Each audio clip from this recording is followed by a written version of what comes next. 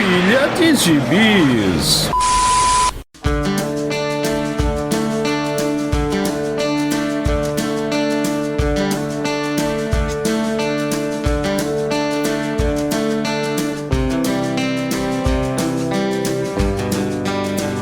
E aí, jagunçada? Bem-vindos a mais uma edição do Pilha de Bis, o podcast semanal do Arte Final. Acesse lá www.artefinalhq.com.br para ouvir todos os episódios do Pilha de Bis, do Avante Vingadores, do Pilha do Aranha, dos Sete Jagunços e do Omniverso. Nossos episódios também estão no YouTube, na Aurelo, no Spotify, no Deezer, no Apple Podcasts, no Amazon Music e no seu agregador de podcast favorito.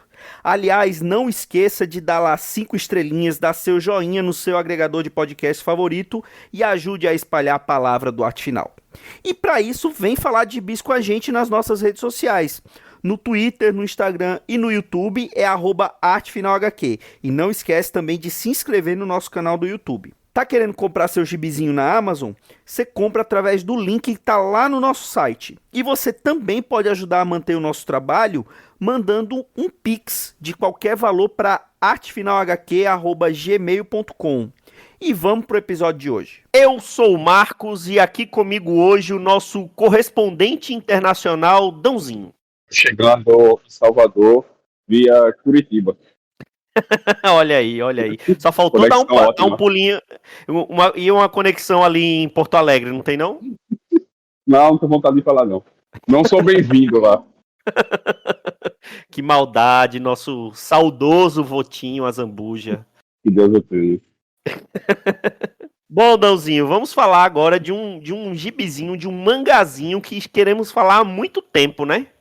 Vamos falar do Leviatã, uma gratíssima surpresa. Aliás, eu me pergunto, como você chegou nesse mangá? Eu não vi, eu só vi por você. Você me prestou. Pois é, isso daqui foi na CCXP agora de 2024. Eu encontrei com o Marcelo Naranjo, né, lá do Confins do Universo, do Universo HQ, e editor da JBC. Ele estava lá no stand da JBC. Aí ele falou pra mim, de 2 mangás que ele recomendava.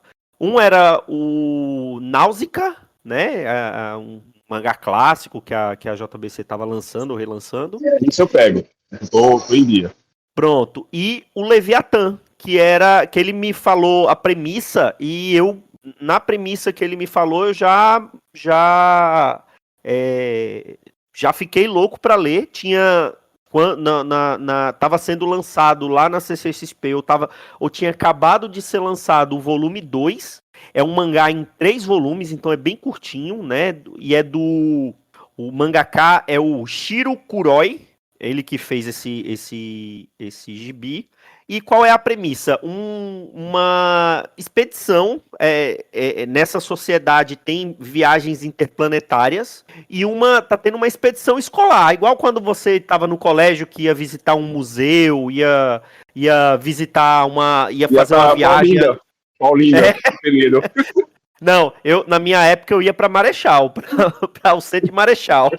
Tô atrás de Palma, então. Eu fui pra Olinda e está Penedo. Voando, a 7ª série de Penedo e a 8ª série de Olinda. Pois é. Só que essa é uma expedição interplanetária e é um colégio, só que começa, na verdade, antes disso. São scavengers, né? Aqueles saqueadores, né?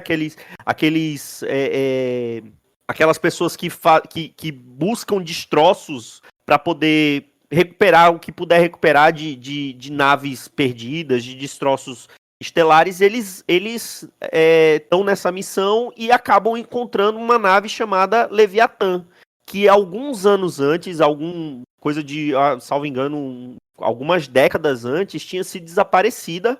E aí, quando eles entram na nave, eles veem que a nave está um pouco avariada e tal. E quando eles entram na nave, eles encontram um diário. E aí é o diário de um tripulante, né? De um garoto, de um tripulante da nave, que ele meio que fez isso como um projeto, escrever um diário de como seria a viagem, né? Ele não era um garoto muito popular, ele era muito isolado. E ele teve como projeto registrar tudo que acontecia na nave, tudo que acontecia nessa viagem, nesse diário.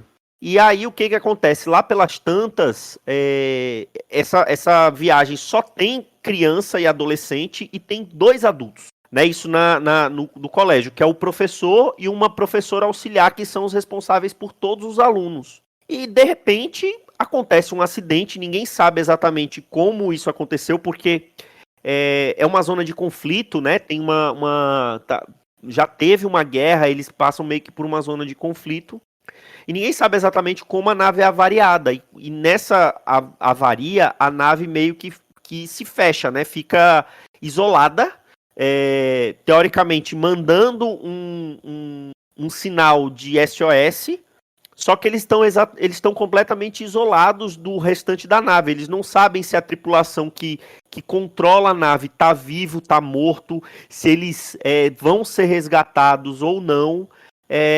E acaba que um professor acaba descobrindo, por acaso, que o suprimento de oxigênio da nave ele é extremamente limitado. E não tem. Eles têm poucas horas de oxigênio na nave. E ele descobriu uma câmara criogênica na nave toda, que teoricamente uma pessoa poderia se salvar, porque se entrasse em estado de animação suspensa, poderia ficar ali até ser encontrado, né? Não morreria, mas todos os outros na nave morreriam sem ar. E ele não sabe muito bem o que fazer, e essa é a premissa da série, né, Dão? Bicho, foi assim, eu nunca tive problema com esse negócio de protagonista criança, né? Que é 14 anos é criança, né? Vou ser bem honesto.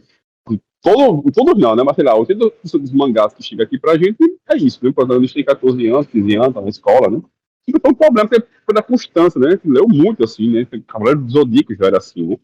Mas, bicho, esse foi o primeiro mangá que isso me incomodou. Né? Me deu uma agonia terrível. Aquele monte de raios na nave se matando literalmente. Cara, tá na premissa, não tô falando do spoiler, né? Isso aqui, isso é a segunda primeira parte do primeiro volume, deve ter umas 200, né? Não é nem um quarto da história, né? Bicho, me deu muita agonia esse negócio, velho.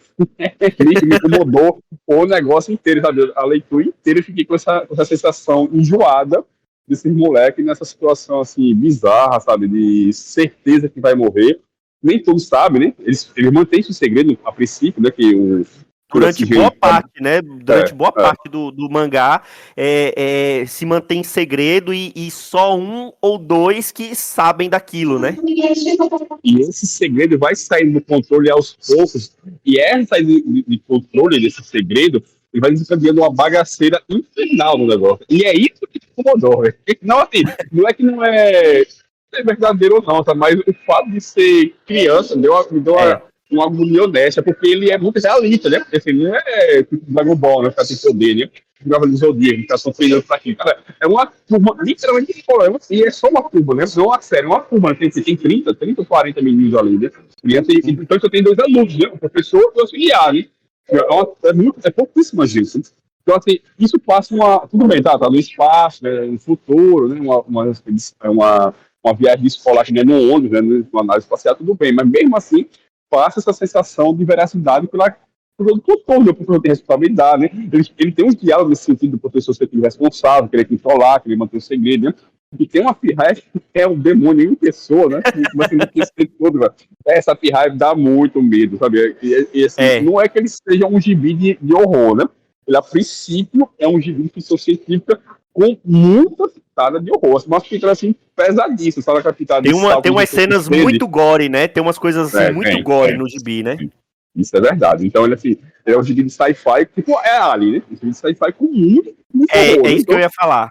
E tem umas cenas assim, não só cenas assim gráficas, né? Ele tem umas situações que são muito assustadoras, nesse sentido desse horror mais psicológico, né? O medo de ser sentido do que as pessoas podem fazer, né?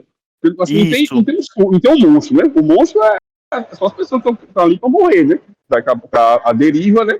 E vai ter esse oxigênio, só tem um pode escapar daquele ali 30, 40 que estão ali. Isso pode assustar, né? Porque a reação deles é muito real, né? É quase um Big Brother, você assistindo ali, só um Big Brother da desgraça, né? E a forma como o segredo vai por de controle, né? Que é com essa menina, e como ele, você falou que é o protagonista, né, que é o que faz, é um protagonista, assim, involuntário, né, porque ele que escreve o relato, né? Ele é o protagonista porque ele foi quem escreveu esse diário, né? A gente tá sabendo a gente tá sabendo da história do que aconteceu pelos olhos dele. Pelo prisma dele. É tipo Dom Casmurro, literalmente, é o prisma dele, né? O que ele viu e o que ele tá sentindo, né? E aí isso também deixa assustador, sabe? Porque ele é muito tímido e a menina é muito controladora, né? E aí, e, assim, tem questão de manipulação dele em cima dela, nessa questão, né? Mas é a forma como os dois tentam manter o segredo e como esse segredo escapa, né? A forma como esse segredo escapa, né? E pra quem escapa, né? Você coloca que raio logo o mais mal da turma, vai escapar, né? Isso vai desencadeando situações piora, né? E vai desencadeando situações que vai ficando mais assustadoras ainda, as situações que decorrem, né? Porque o negócio vai se tornando uma carnificina e algumas pessoas que estão ali, eles não estão mais preocupados se vão viver ou morrer, eles estão querendo se vingar, né? Tem aquele garoto que sempre sofreu bullying e de todo mundo, e aí quando a merda vai pro ventilador e todo mundo descobre que vai todo mundo morrer, que só tem uma câmara, ele não tá preocupado se ele vai viver, ele tá preocupado em acabar com aqueles que faziam bullying com ele. Isso é assustador, né? Ele se encanteia em você, né? Situações que você não tá recuperando, né? Que você tá reprimindo ali um ódio, um amor, né? Uma vingança, você sabe que tudo tá reprimido, tudo extravasa justamente na hora da morte, você tá certeza que você vai morrer, né? Então isso que é assustador, porque as pessoas, elas são muito reais, né? A situação é muito real. Tudo bem que as pessoas de antes, falar que não tem comportamento. Até tem, né? Família de 14 anos, mas assim, extravasa muito daí. Esse evento ali acontecendo na sua cara, né?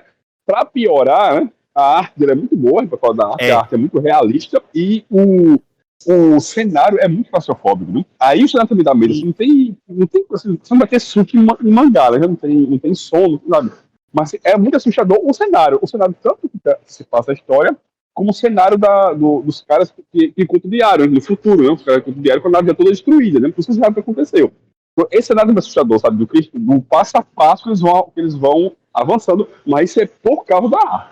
Sim, a arte era o que eu ia falar agora. A arte é muito realista. O cara ao mesmo. Ele usa muita sombra, muita rachura, né? Ele não é aquele desenho minimalista com poucos traços. Não, ele desenha muito, né? Ele usa muita tinta muito nanquim para poder desenhar, né? Então é aquele traço sujo no sentido de ter muita linha, muito traço, mas ao mesmo tempo é claro, é limpo, no sentido de que fica uma coisa realista, né? Não é aquele traço sujo de um Sienkiewicz da vida que fica extremamente estilizado, não, é uma coisa muito mais realista.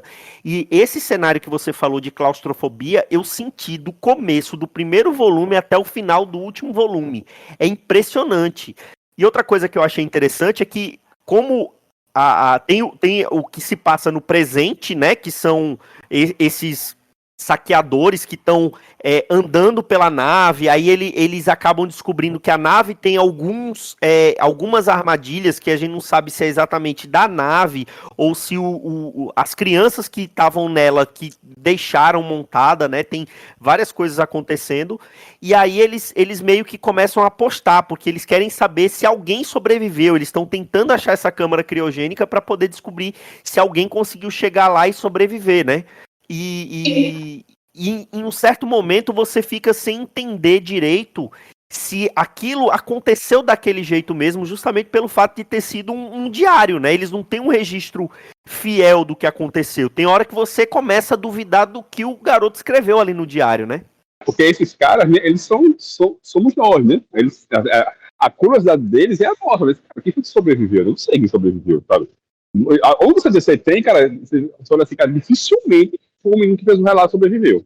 A primeira coisa que você lê, assim, pelo jeito dele, pelo comportamento dele e pelas coisas que vai acontecendo com ele, né? Ele também fica assombrado, né? Ele começa a ficar paranoico, né? Começa a ver coisa que não existe, sabe? Então é isso que deixa mais foda ainda o negócio, né? Aí tem uma coisa que você falou, assim, além da que você falou, né, que não é aquele mangá clássico, né? Não tem aquele traço de mangá clássico, é uma coisa bem mais misturada com o europeu, né? Uhum. Mas, assim, tem esse negócio que você falou do cenário, sabe, do claustrofobia, que realmente é do começo até o fim, ele é doido porque você pega o primeiro volume, você termina e fala, cara, eu preciso de uns 10 minutinhos aqui, né, pra cabeça esse negócio, eu quero, sabe, quero assistir novela, né? Só que ao mesmo tempo você quer ler um cálculo de noção, né? Você quer saber como aquela porra termina. É muito louco isso. Você quer respirar daquilo, cara. Eu quero sair disso daqui. Eu achei malhação aqui por meia horinha pra aparecer, mas eu quero voltar Pra pra não desopilar, largar, né? velho. É, mas você consegue largar, né? Você fica louco, né? Aí que vem um problema pra mim. Assim, os 2 primeiros volumes, eu acho que eles são excepcionais, cara. Você lê assim, você não quer largar aquele negócio de jeito nenhum, enquanto vai se encolhendo cada vez mais, né? Você vai se encolhendo assim, tremendo, ficando cada vez mais assombrado com aquilo, você quer continuar lendo, né? E o terceiro, que é o menor, né? O menor, assim, tem menos história, né? Eu acho que tem 4 ou 5 capítulos, se eu não me engano. Ele é bem menor que os outros dois, porque o resto é só edição extra, né? Ele é bem mais contínuo, né?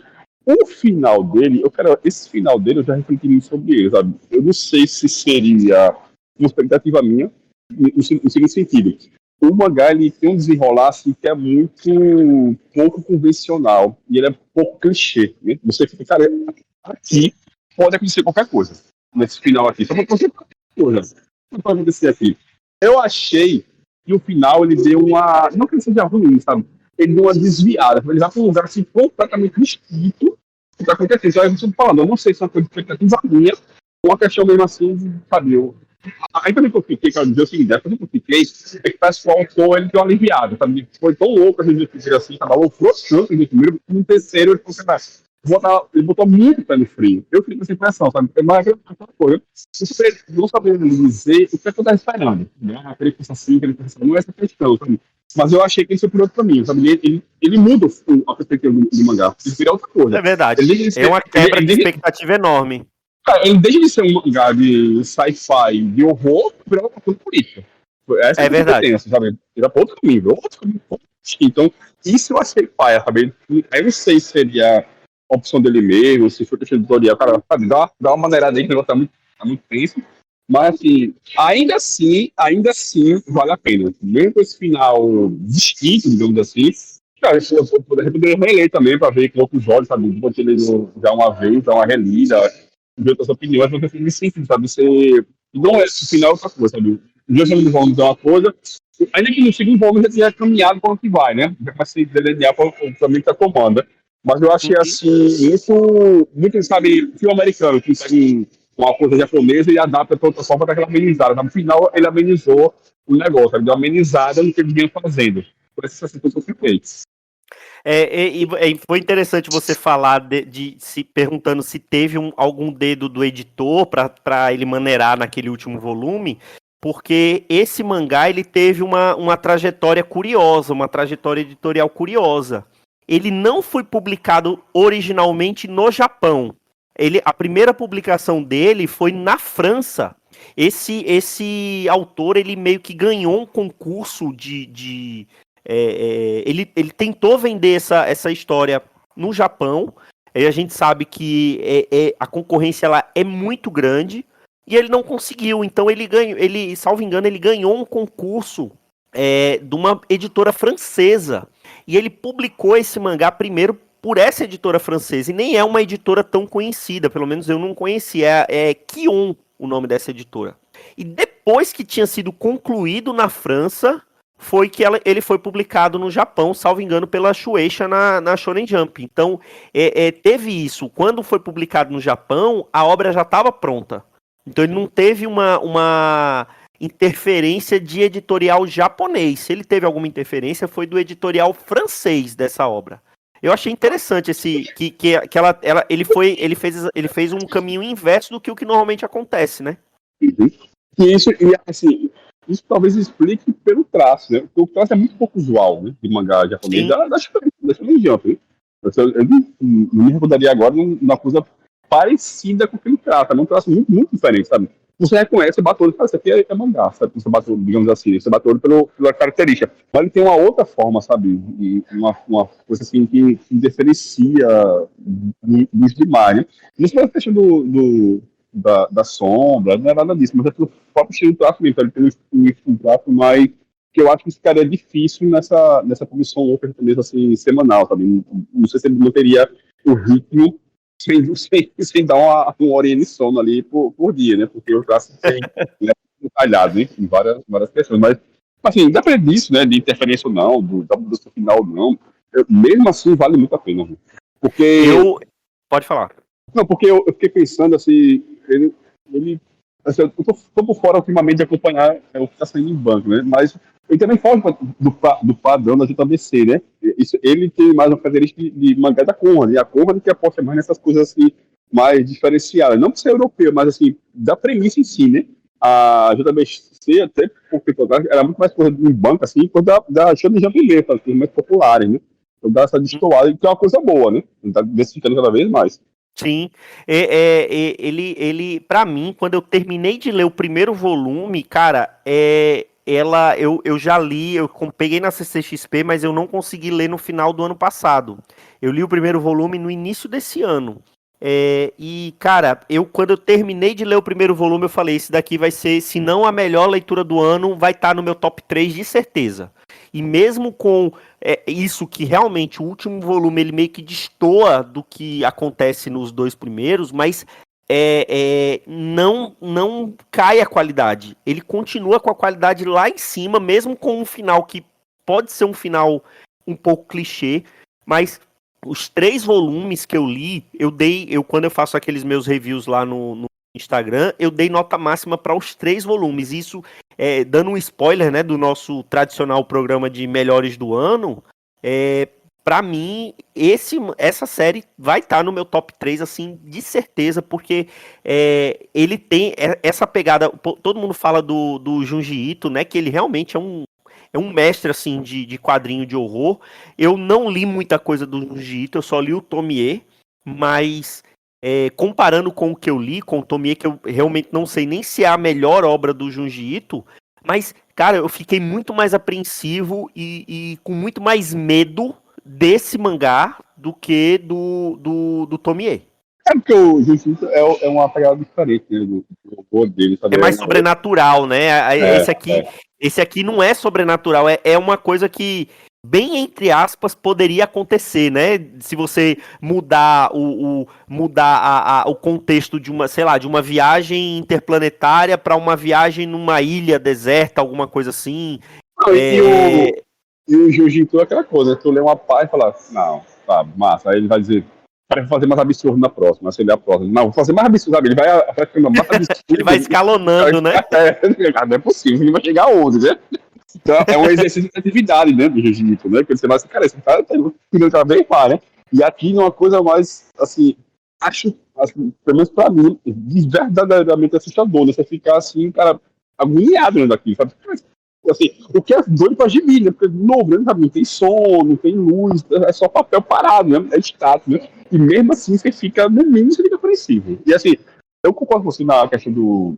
Uma das melhores leituras do ano, porque no mínimo, você sentaria e falar, cara, eu acho que a arte desse cara é muito linda, viu? As capas são uma coisa linda. Todas as capas, nos três capas são lindas, sabe?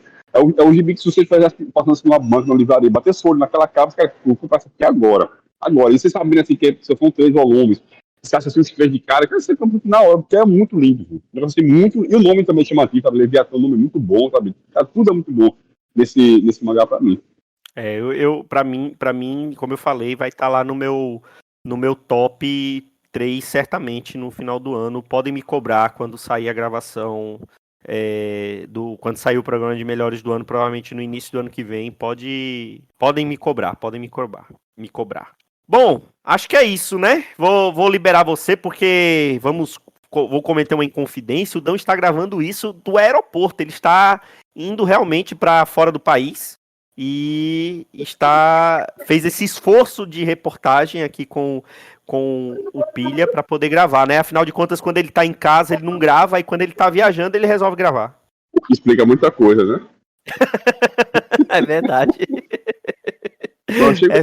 Eu chego já em Salvador, Maurício, para consertar sua internet. Tá chegando, Maurício, tá chegando. Algo mais a acrescentar, Dãozinho? Cara, eu espero que saia mais cor do cidadão aqui, ou que saia assim, mangá mais fora da curva também, sabe? É sempre muito bem-vindo. E se for em 3 ou 5 volumes, melhor ainda. É verdade. Mangá curtinho, esses malucos curtinhos é o que tem de melhor. Achamos. Muito. Então é isso, amigos. Até a próxima semana com mais um Pilha de Bis. Um grande abraço e tchau.